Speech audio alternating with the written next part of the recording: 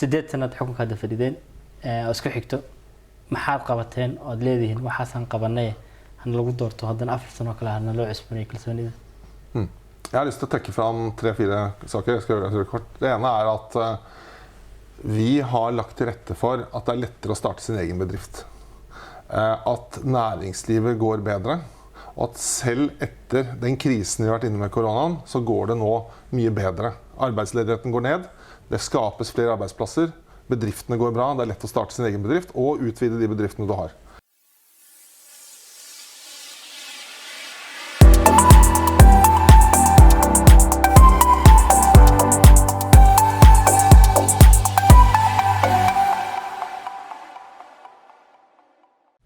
السلام عليكم ورحمة الله وبركاته داوديال مقعي وسعيد محمد موسى مركز كسر دور باهنتا نورسوم نيوز ما أنت واحد كسر واتان قيبتي لحاد أو كسابسن برنامج كذا عن كديارين إن حزبية سياسة ذلك النرويج ما دام اللي يجري حيل أو لها دور الشذا كانوا كسعده صدق حتى بيش سبتمبرنا يدعي دون تدور الشذا ذلك النرويج ما أنت واحد كسر إن حرنت حزبية هويرة أو حزبية ثلاثة نرويج هاي حيلجن أنا كتبت وزارها النرويج أنا سولبرغ waxaan la joogo maanta oo aan ku reesan doona wareysiga Erik La Sulberg oo ka tirsan xisbiga Hoyre gaar ahaan magaalada Oslo qaybtiisa ahna musharax xisbiga oo ka tirsan magaalada Oslo Erik soo dhawow welcome Erik Tusen takk waxaad ku jirtaan ololaha doorashada markii idinku aad dawladda haysatiin xukunka haysatiin iyo marka aad xisbiyada ka soo horjeedo xukunka inay ka qaataan oo bedelaan farqa u dhaxay muxuu noqonayaa Den både ligner og forskjellig. Og den ligner på den måten at vi også ønsker å fortelle hva vi ønsker å gjøre de neste 4 årene.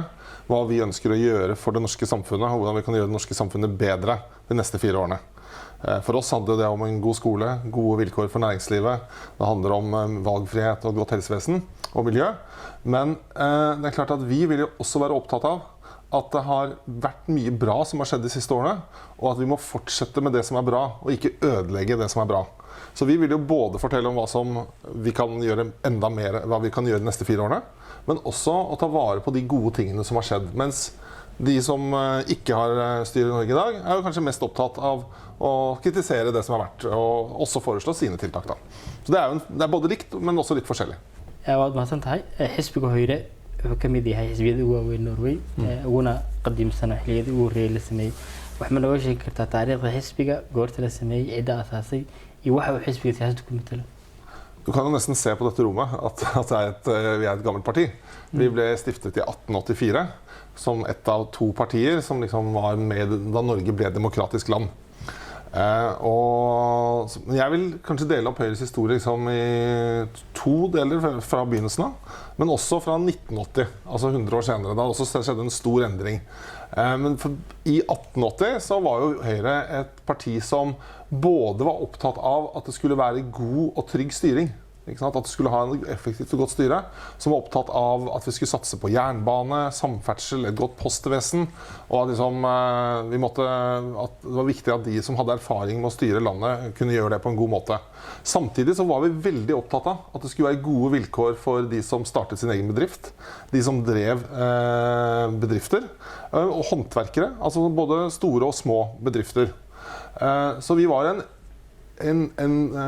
allianse eller en koalisjon av små håndverkere, små bedriftseiere, noen som hadde jobbet i staten og det offentlige i mange år, men som var veldig opptatt av at enkeltmennesket skulle få mulighet til å forme sitt liv og ha på en måte en frihet til å leve sånn som de selv ville.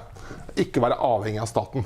Vi var veldig skeptiske til at staten liksom skulle prøve å være at folk ble avhengig av staten, for da følte man vi mener at da man ikke helt trygg. Man tryggere hvis man ikke avhengig av kan leve av egen inntekt. Og så, det har egentlig vært tilfellet for Høyre i alle de årene vi har eksistert, at vi opptatt av at mennesker skal kunne styre seg selv, at familiene skal ha god økonomi, og at ikke staten skal være for dominerende.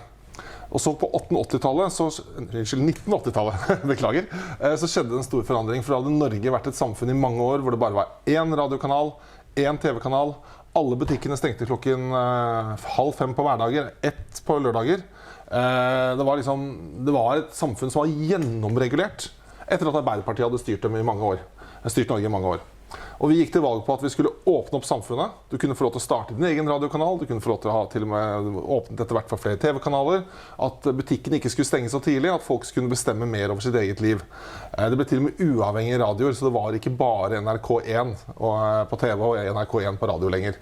Det var en ganske stor forandring som Høyre gjennomførte på 1980-tallet. Og da var vi også et bredt folkeparti, som alle slags mulige mennesker som ønsket liksom at samfunnet skulle åpne opp, som ville at hadde mer tro på seg selv, hadde mer tro på det å jobbe for sin egen inntekt og næringslivet enn statlige reguleringer.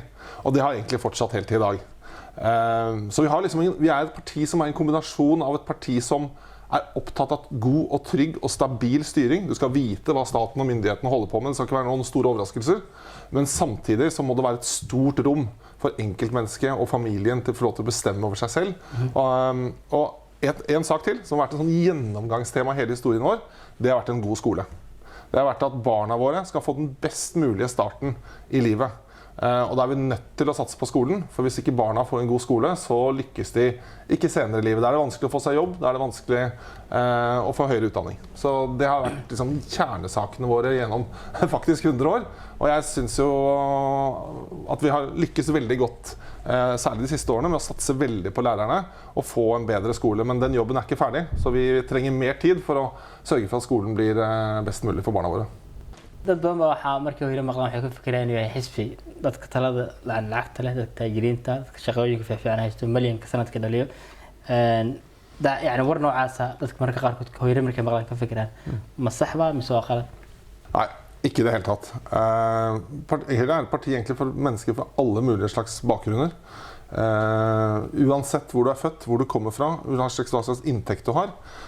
Hvis du har tro på at enkeltmennesker skal få lov til å bestemme mest mulig over seg selv, at familien skal kunne leve av sin egen inntekt, så mener jeg at Høyre er et naturlig parti for deg. Hvis det er viktig for deg at barna dine får en god utdannelse, og at de også kan velge hva de selv forfølge det de selv er interessert i, og få ekstra oppfølging, så er Høyre partiet for deg. Jeg selv kommer fra en familie hvor både bestemoren og bestefaren min var industriarbeidere.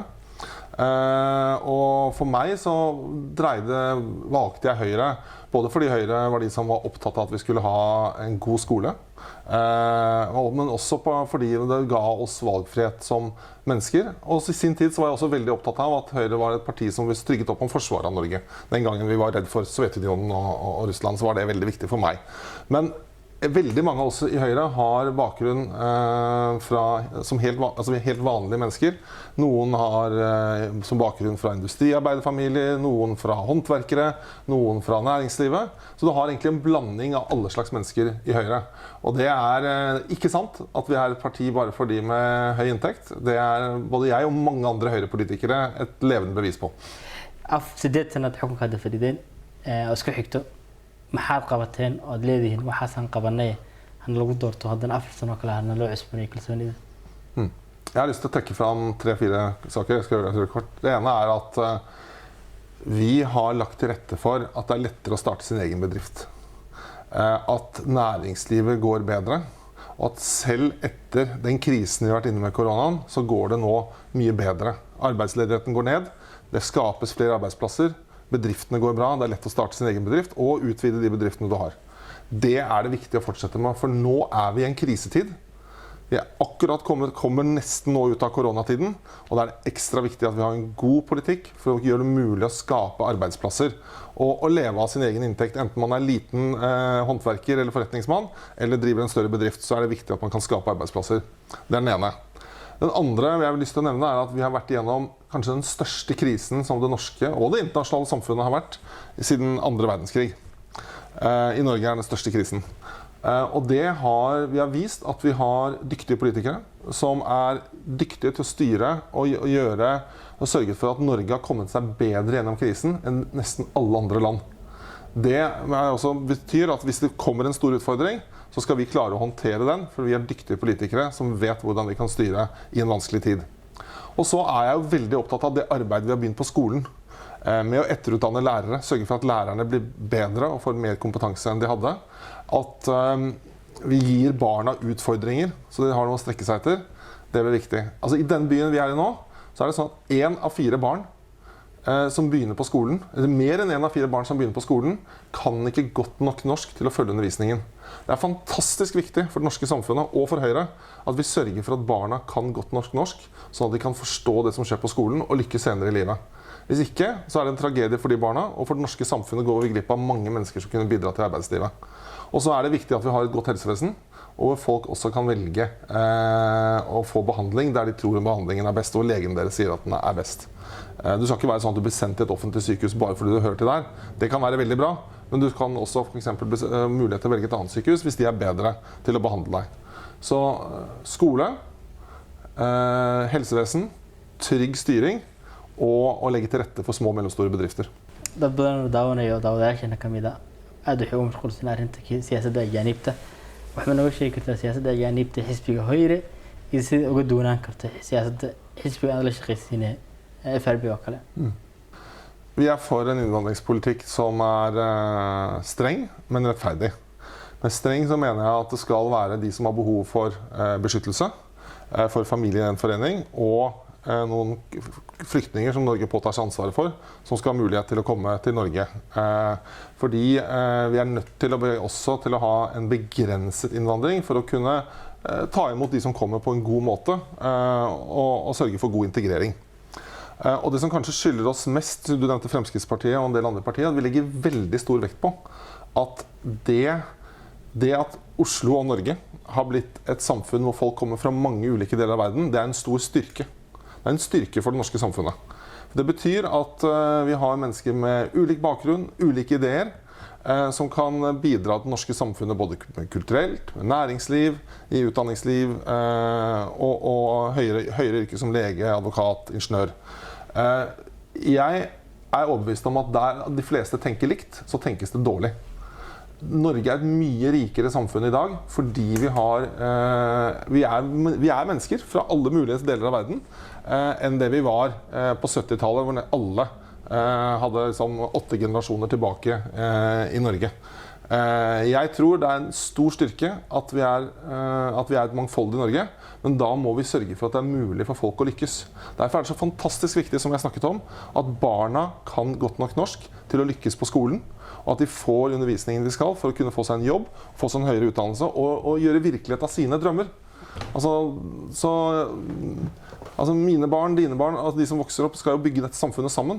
Og det samfunnet blir mye rikere at vi har hatt innvandring, men vi må ha en begrensning av innvandringen, sånn at vi kan ta imot de som kommer på en best mulig måte.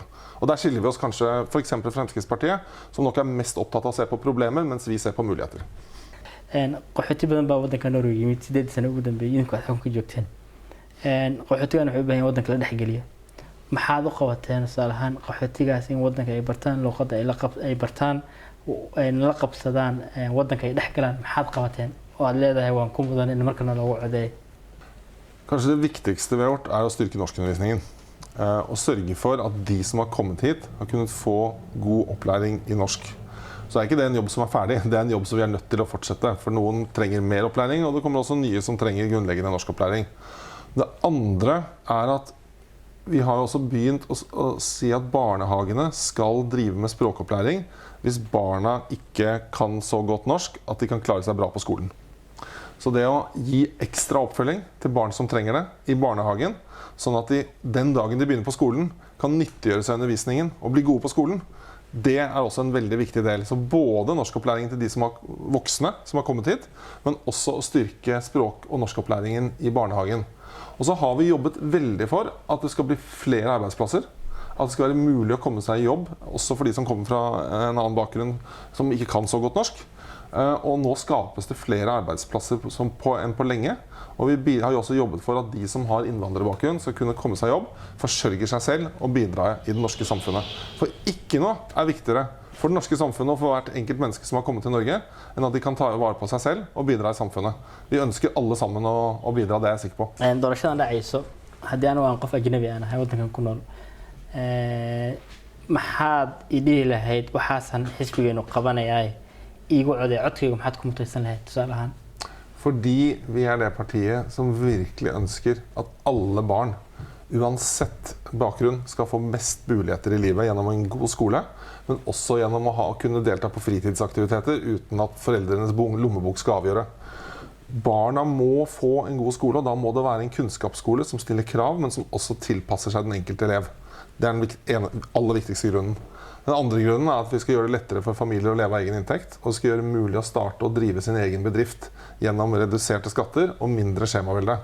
Det tredje er at vi tar miljøet på alvor. Det skal være trygt og sunt og godt å bo i Norge og i Oslo. Og det fjerde er at vi er et parti som har vist at vi kan styre godt. Og hvis du vil ha trygg og sikker og god styring, så er Høyre et godt valg.